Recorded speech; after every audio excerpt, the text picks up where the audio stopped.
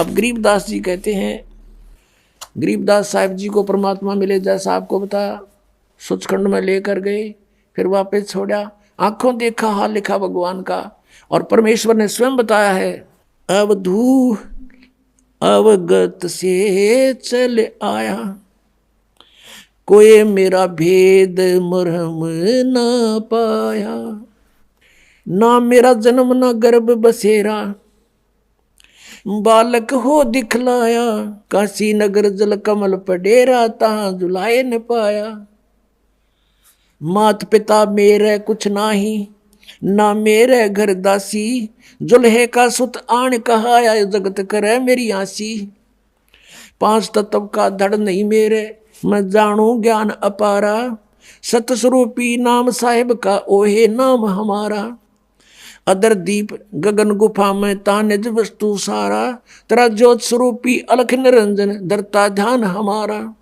हाड चाम लहू ना मेरे, कोई जाने सतनाम उपासी, तारण तरण अभय पद दाता, मैं हूं कबीर अविनाशी। अब क्या बताया, भगवान ने स्वयं आकर कहा कि अब धू गोरखनाथ से बात हुई थी परमात्मा की, और उसको सिद्धि में भी फेल कर दिया था, उसकी सिद्धि निष्क्रिय कर दी थी, ज्ञान से परिचित कराया, तब समझ गए वो। तब उन्होंने पूछा आप कौन हो, कहाँ से आए हो? तो स्वयं बताया कि अवधू अवगत से चल आए। अविगत जिस स्थान को कोई नहीं जानता परमात्मा कबीर जी के अतिरिक्त, उस सचखंड सतलोक से। और मेरा भेद मर्म नहीं पाया, ना मेरा जन्म ना गर्भ बसेरा, मैं बालक बने दिखलाया, बालक बनकर प्रगट हो गया। और काशी नगर जल कमल पर डेरा, तहां जुलाए न पाया। मात पिता मेरे कुछ नाही, ना मेरे घर दासी, मात पिता मेरे कुछ नहीं, मेरे माँ बाप नहीं है, मेरा जन्म नहीं हुआ, और ना मैंने कोई स्त्री ग्रहण करी, मेरे घर दासी यानी पत्नी नहीं है। जुल्हे का सुत आने कहाया, जगत करे मेरी हंसी। मजाक बना रहे मेरा दानक दानक कह के। कहते थी कोई पिछली इस पुण्यात्माओं के साथ मेरे कोई वचन हुए थे, जिस कारण से मैं इनके घर बालक रूप में आया हूं। पांच तत्व का धड़ नहीं मेरा, यजुर्वेद अध्याय नंबर 40 के मंत्र नंबर 8 में कहा है कि शुक्रम अकायम सप्रियागात, यानी सबसे प्रथम पूर्ण रूप से सशरीर यानी समर्थ सशरीर परमात्मा है सबसे पहले। और शुक्रम अकायम अवर्णम असनाविरम अपाप विदम कबीर मनीषी स्वयंभू परिभू। ओए होए, अब यहाँ ये अज्ञानियों ने एक अकायम शब्द से परमात्मा को निराकार सिद्ध करने की चेष्टा की, लेकिन ये शुक्रम अकायम असनाविरम क्यों लिखे? और फिर स्वयंभू कहा, निराकार है तो स्वयंभू की आवश्यकता थी लिखने की, और अकायम था, अकायम शब्द लिख देते। शुक्रम अकायम असनाविरम अवर्णम, उस परमात्मा का शरीर हमारे जैसे नाड़ी आदि जोड़ जुगाड़ से नहीं बना, और माता के संयोग पिता के संयोग से शुक्र से नहीं बनाइए। शुक्रम अकायम है, शुक्र से बना हुआ वाली काया नहीं है, नाड़ी भी नहीं उस परमात्मा के शरीर में। शरीर हमारे जैसा एक तत्व से बना, नूर से। और वो क्या है? वो कबीर मनीषी, वो कबीर परमात्मा है। मनीषी माने महाविद्वान तत्वदर्शी संत, मनीषी तत्वदर्शी संत। वो कबीर जी स्वयंभू, स्वयं प्रकट होते हैं। स्वयं प्रकट होना फिर निराकार की तरह का, जो स्वयंभू लिख दिया।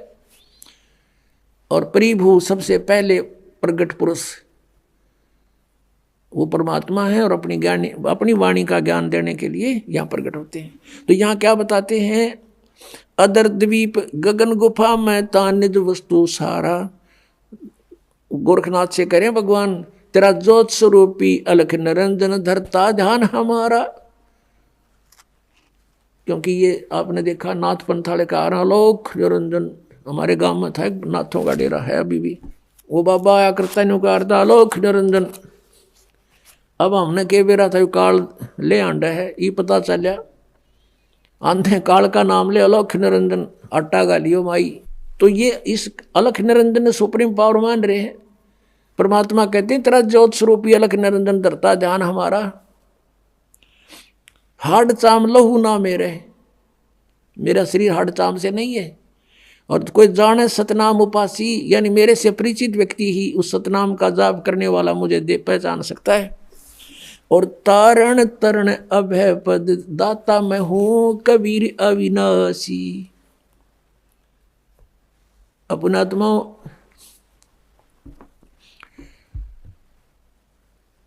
हम पूर्ण परमात्मा सतपुरुष कबीर जी के बच्चे हैं, वो हमारे पिता हैं। हम काल के जाल में फंस गए और अपने का दुख अपनों को ही होता है। वो परमात्मा यहाँ ऐसे सुंदर लोक न छोड़ के जिसमें दुख नाम की चीज नहीं, और यहाँ परमात्मा का एक दिन भी चैन से नहीं रहने दिया। उनके साथ मार मार रखी, घर घर में गए, गांव गांव में गए, नगर नगर में डंडोरा पीटा, कहीं जाकर खड़े होकर अपने आप आवाज़ लगाने लग जाते, कथा सुनाने लग जाते, अपनी अमृतवाणी सुनाने लग जाते। बहुत से व्यक्ति इकट्ठे हो जाते, परमात्मा के फिर शिष्य बन जाते। इस ज्ञान को समझाया, उनके दुख दूर किए।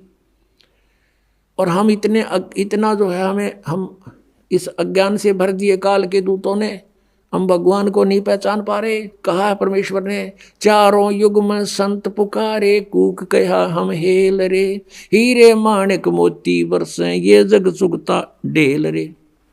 कबीर परमात्मा कहते हैं हम चारों युगों में आए, संतों को समझाया, अच्छी आत्माओं को, उन्होंने फिर मेरे से परिचित होकर के इस तत्व ज्ञान का डंडोरा पीटा। चारों युग में संत पुकारे, कूक कहा हम हेल रे, और ये हीरे माणिक मोती बरसे ये जग सुगता ढेल रे। तत्व ज्ञान रूपी अमृत और मोती बरसा रहे हैं, हीरे लाल पन्ने हम बरसा रहे हैं सत साधना रूपी, और ये शास्त्र विरुद्ध साधना और अज्ञान रूपी ज्ञान को ग्रहण करके डले ढो रहे हैं। अब गरीबदास साहिब जी ने कहा, अनंत कोट ब्रह्मंड का एक रति नहीं भारे, सतगुरु पुरुष कबीर हैं ये कुल के सिरजनहारे। सतगुरु पुरुष कबीर हैं ये चारों युग परवान, झूठे गुरुआ मर गए ये हो गए भूत मसान। अब आपने शिवदयाल जी की दशा देख ली, भूत बनकर अपनी शेषा बुक्की में प्रवेश। तो परमात्मा गरीबदास साहिब ने जो कहा कि झूठे गुरु मर के भूत बने फिरे हैं, और उनके अनुयायी कहाँ जाएंगे, सोच लो भक्तों। मोती मुक्ता दर्शत नाही ये जग है सब अंदरे, दिखत के तो नैन चश्म इनका फेरा मोतिया बंदरे। ये परम धनी को वहाँ आँख बीचों बैठे संता भक्ता ने सोचे भी तो भगवान से मिल गए, और कहते हैं ऐसे आँखें बदल कर नो और ऊपर देखो, बोला इसमें किम में आँख बदल के देख लो, बिना बदले देख लो। ऋषि महर्षियों ने इसको खूब छान रखा, सारे कमल नारी नारी बता रखे, फिर भी ना पाया भगवान के निराकार। और वह छुरी दादा स्वामी और धन धन सतगुरु जय गुरुदेव वालों की भगवान निराकार बतावे, और परमात्मा सह शरीर मनुष्य दृश्य है, और उसके एक रोम को में करोड़ सूर्य मिला दे, करोड़ चंद्रमा, ऐसी शोभा है। तो निराकार कैसे हुआ? तो यहाँ भगवान बताते हैं, समझा है तो सिर धर पाओ, बहुर नहीं रे ऐसा दाओ। समझा है तो सिर पर पाँव धर लो और आ जाओ सतलोक का सर बरवाड़ा में छुटवा लो पीछा। बोलो सतगुरुदेव की जय। परम पिता परमात्मा पूर्ण ब्रह्म सारी सृष्टि के रचनहार कबीर परमेश्वर जी हम सभी आत्माओं के जनक हैं, ये हमारे पिता हैं। इन्होंने आकर हमें ज्ञान कराया कि आप यहाँ के रहने वाले नहीं हो, जिस स्थान को जिस लोक को तुम अपना मानते हो ये आपका नहीं है, आपको यहाँ विवश करके रोका हुआ है। यहाँ 21 ब्रह्मांड का जो स्वामी है, प्रभु है, जिसको तुम ब्रह्म कहते हो, ये ज्योति निरंजन काल है, इसको श्राप लगा हुआ है 1 लाख मानव शरीरधारी प्राणियों का नित आहार करने का। और उसी उद्देश्य से इसने आप जी को यहाँ विवश करके रोका हुआ है। अपनी स्वार्थ पूर्ति के लिए आप जी को यहाँ झूठे लालच में यहाँ बांध रखा है।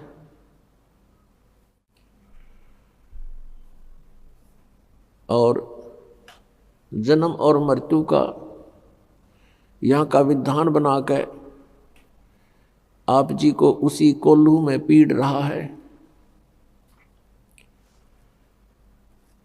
पुण्यात्माओं, अपनों के लिए अपने ही दुखी होते हैं। यहाँ आप देख रहे हो क्या दुर्दशा है प्रत्येक प्राणी की।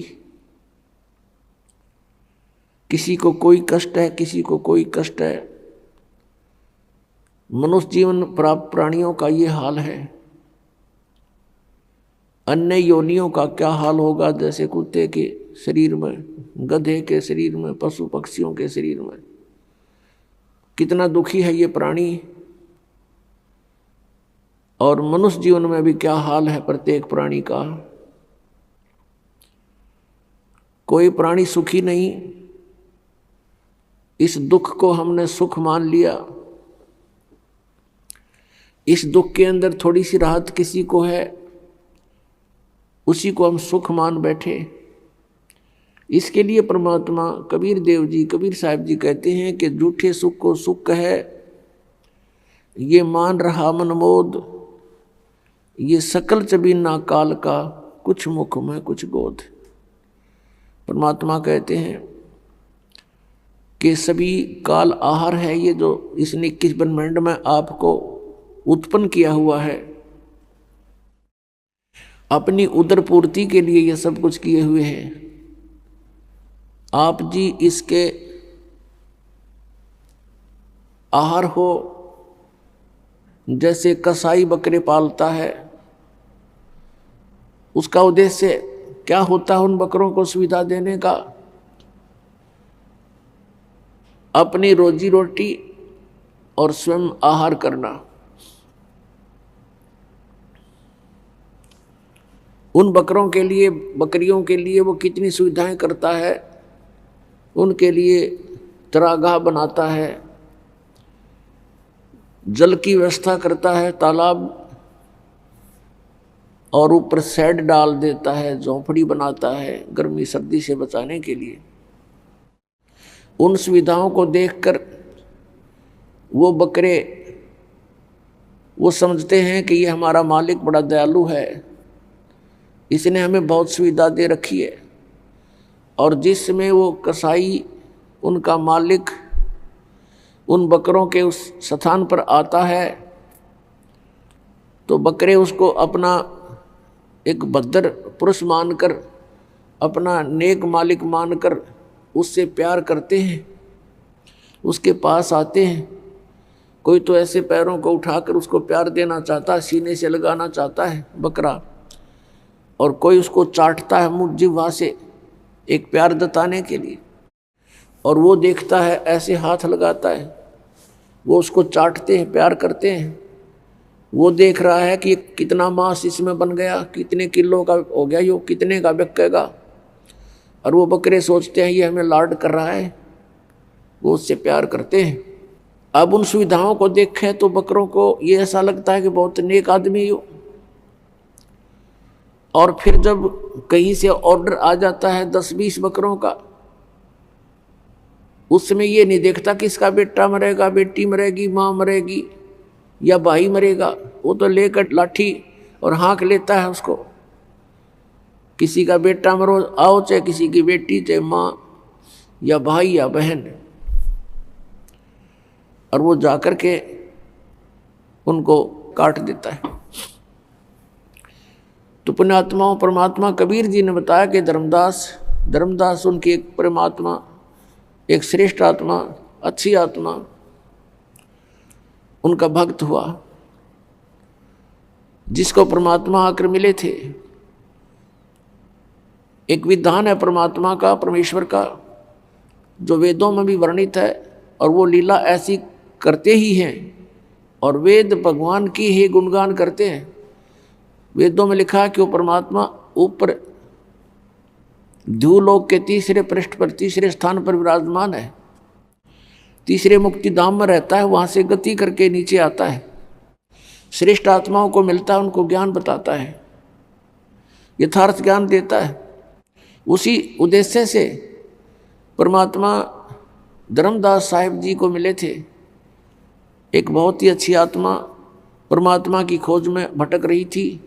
परमात्मा आकर उनको मिले, तब उनसे कहा था कि धर्मदास, जिसको तुम पूज रहे हो ये काल है, गीता जी अध्याय नंबर 11 के श्लोक 32 में स्वयं कहता है, मैं काल हूं, सबको खाने के लिए आया हूं, और तुम फिर भी इसी की पूजा कर रहे हो, सर्प को दूध पिला रहे हो। फिर परमात्मा ने बताया कि धर्मदास, जैसे आप जी देखते हो कि यहाँ कितनी सुविधाएं दे रखी है काल भगवान ने, कितनी बड़ी पृथ्वी है, इस पर कितने अच्छे मेवे लगे हैं, मेवा काजू किशमिश, फल लगे हैं, सेब संतरे, और कनक गेहूं चना बाजरा ज्वार मकई, और फिर कभी वर्षा हो जाती है, झरने बह रहे हैं, दरिया बह रही है, नीचे जमीन में शीतल जल मीठा जल भर रखा है। इन सुविधाओं को देखते हैं, शीतल हवा चल रही है, सूर्य उदय हो रहा, अस्त हो रहा है। इन सुविधाओं को देखते हैं तो ऐसा लगता है कि कितनी अच्छी सुविधा हमें भगवान ने दे रखी है। तो इस दृष्टिकोण से तो हम सोचते हैं बड़ा दयालु है ये भगवान, जिसने हमारे को इतनी सुविधा हमें दे रखी है, कितना ध्यान रखा हुआ है हमारे प्रत्येक व्यवस्था का, प्रत्येक व्यवस्था को कितना अच्छी तरह हमें दिया हुआ है, कितनी अच्छी व्यवस्था कर रखी है, सब सुविधाएं प्रदान कर रखी हैं। लेकिन उस समय हम भूल जाते हैं, किसी का बेटा मर गया, किसी की बेटी मर गई, एक्सीडेंट में पूरा परिवार का परिवार दुर्घटनाग्रस्त होकर के समाप्त हो जाता है। तो कहाँ गई फिर इसकी दयालुता? उसमें हम याद भी नहीं करते कि भगवान होता है ऐसे जुल्म किया करता है, क्योंकि हम ऐसे लोक में रह रहे हैं, इस गंदे लोक में रह रहे हैं। यहाँ पर ये सदा बना रहेगा, जन्म और मृत्यु, इस तरह की घटनाएं सदा बनी रहेंगी। उसके लिए परमात्मा ने कहा कि एक और स्थान है सतलोक, सचखंड। उस सतलोक में जाने से तुम्हारी ये सब समस्याएं हल होंगी, सब समस्याओं का समाधान होगा।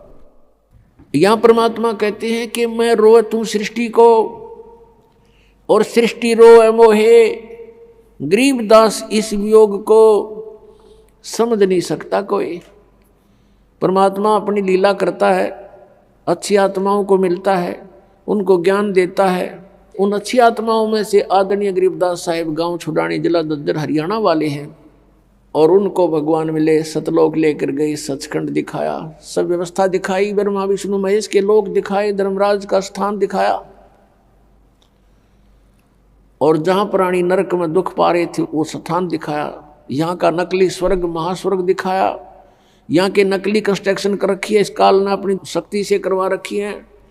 नकली सतलोक, अलखलोक, अगमलोक नामी लोक नकली ब्रह्मलोक में बना रखे हैं, वो भी दिखाए। और जहां बैठकर 1 लाख मानव शरीरधारी प्राणियों को ये आहार करता है, वो भी दिखाया। फिर अपना सचखंड दिखाया, सतलोक दिखाया, और वहां परमात्मा को देखकर, सारी व्यवस्था को समझकर संत गरीबदास साहिब जी बड़े खुश हुए। फिर परमेश्वर ने उनको वापस भेज दिया शरीर में। उस समय गरीबदास जी के शरीर की अंतोष्टि करने की तैयारी थी, मृत जान लिया था, क्योंकि आत्मा को परमात्मा निकाल ले गए थे। चिता के ऊपर रख दिया था तो परमेश्वर ने वापस भेज दिया, तभी वो चिता पर ही हलचल हो गई। नीचे उतर आए, उठकर चल पड़े, परमात्मा की आंखों देखे, उस व्यवस्था का गुणगान करने लगे अपनी अमृतवाणी में। परमेश्वर कबीर जी ने गरीबदास साहिब जी के आत्मा में, अंतःकरण में ये ज्ञान भर दिया था जो उन्होंने बाद में बोला। तो यहाँ बताया है कि मैं रोवत हूँ सृष्टि को, गरीबदास जी बता रहे हैं कबीर भगवान ने ऐसे बोला, और तुम रोवत हो मोहे, सृष्टि रोवे मोहे। गरीबदास इस वियोग को समझ नहीं सकता कोई। मैं तुम्हारे लिए भटक रहा हूँ, कबीर परमेश्वर जी कहते हैं, और तुम मुझे ना पहचान कर इस काल के दूतों से चिपके हुए हो, इस काल के ही भगवानों से तुम चिपके हुए हो, और मुझे नहीं पहचान रहे, और तुम मुझे खोज रहे हो, तुम मुझे ढूंढ रहे हो, लेकिन मुझ तक ना पहुंचकर इन काल के ही इन अवतारों तक तुम वहीं चिपके रहते हो, क्योंकि तुम्हें ज्ञान नहीं। अब मैं ज्ञान बताने आया हूँ, अब तुम सुनते नहीं। तो परमात्मा ने क्या बताया है मानुष जन्म दुर्लभ है, मिले न बारंबार। तरवर से पत्ता टूट गिरे, वो बहोर न लगता डार।